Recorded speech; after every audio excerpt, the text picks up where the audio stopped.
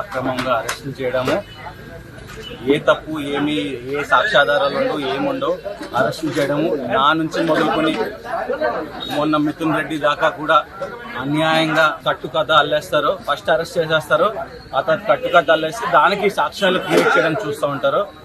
ఈ రకంగానే మొత్తం కూటమి ప్రభుత్వం సంవత్సరం 14 నెలల పాలన సాగించిన విషయం మనందరికీ తెలిసిందే. ఈ రోజు పులివెందులలో ఏదైతే ఎలక్షన్ జరుగుతుందో దాంట్లో కూడా అక్రమంగా అవినాష్ రెడ్డి గారిని ఎటువంటి కారణం లేకుండా కూడా శాంతియుతంగా వాళ్ళు ఎలక్షన్ ప్రచారం చేసుకుని ఎలక్షన్ ప్రచారం కూడా ముగిసిపోయింది. ఈ రోజు ఇంకా మిగిలింది ఏంటి అంటే డైరెక్ట్ ఇంకా పోలింగ్ బూత్లకు వెళ్ళి ఓట్లు వేయడం. అలాంటి ఒక కీలకమైన ఘట్టం దగ్గర వాళ్ళని తీసుకెళ్లి అరెస్ట్ చేయడము, లేకపోతే ఎలక్షన్ నిలబడిన క్యాండిడేట్ ని హౌస్ అరెస్ట్ చేయడం. ఇప్పుడు దాకా అసలు ఎక్కడ చూసామా? క్యాండిడేట్ ని హౌస్ అరెస్ట్ చేయడం ఏంటండి బాబు, ఎంత దారుణమా? క్యాండిడేట్ ని హౌస్ అరెస్ట్ చేయడము, ఎంపీ అవినాష్ రెడ్డి గారిని అరెస్ట్ చేయడము, ఎటువంటి కారణం లేకుండా ఇదంతా కూడా ప్రజలందరూ కూడా గమనిస్తున్నారు.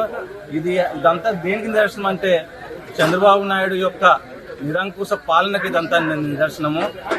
మీరు ఎన్ని ఎత్తులు కుయ్యెత్తులు వేసినా కూడా ఖచ్చితంగా పులివెందులలో గెలిచేది వైఎస్ఆర్సీపీ జెండానే. అక్కడ జగనన్న ప్రభుత్వమే మళ్ళీ గెలుస్తుంది. ఖచ్చితంగా వైఎస్ఆర్సీపీ జెండానే ఎగురుతుంది. అత్యధిక మెజారిటీ తోటి అక్కడ జడ్పీ ఎలక్షన్